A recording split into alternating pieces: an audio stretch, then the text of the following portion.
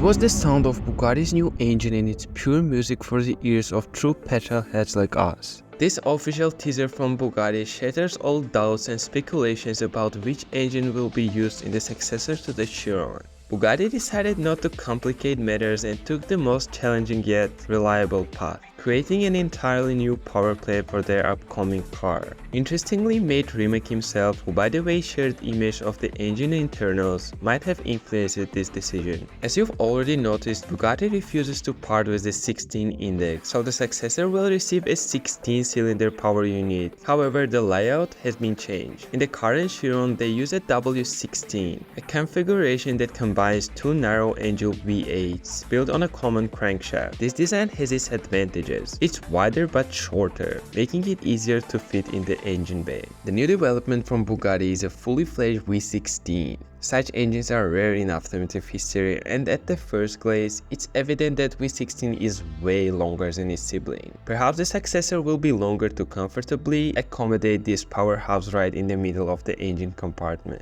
As for the power figures, Bugatti remains tight-lipped. What we do know is that it features a hybrid component. The question remains, will Bugatti focus on increasing power or reducing overall weight?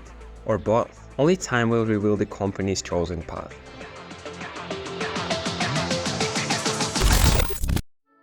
Rolls-Royce recently presented a new yacht on wheels, which is Droptail Arcadia. It joins two previously revealed examples, the La Rose Noir finished in dark red and the Amethyst, which has a funky shade of purple. All are roadsters, and the designers added a removable roof panel that gives the car a choppy look when it fitted in place. The Arcadia name refers to a place in Greek mythology known as Heaven on Earth. The white paint shimmers with aluminum and glass particles in it, make an illusion of infinity depth color. The carbon fiber lower sections are painted, rather than left exposed on the other Droptail designs, and the 22-inch wheels and grille surround are polished to a mirror finish. The car contains 233 pieces of fine-grained rosewood, 76 of them are on the rear desk, and finished with a special protective lacquer that should last the car's lifetime, including the tropical climates where the owner intends to drive it. The company also said that the client has a long-term relationships with the automaker. I guess that's because that a single person bought a car that costs like 50 regular Rolls-Royces. And yeah, the price is $25 million.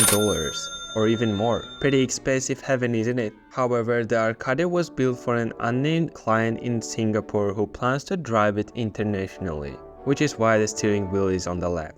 Like the other Droptails, the Arcadia spans 208 inches in length and almost 79 inches in width, making its footprint slightly smaller than the new Spectre electric coupe whose design elements it borrows, especially at the rear. One thing that isn't borrowed is the Spectre's electric powertrain. Under the hood of the Droptail is a Rolls-Royce venerable twin-turbocharged 6.6-liter V12 engine. The engine delivers a peak 593 horsepower, and while details weren't given, it doubtlessly uses the same twin-turbocharged V12 engine that goes into the Phantom, Ghost and Cullinan, but just makes 30 horsepower more. The client received the car in a private ceremony in Singapore, and while no specific details were given, the person is an individual who possesses a distinct affinity for architecture and design, and obviously has a few more bucks in the bank than we do.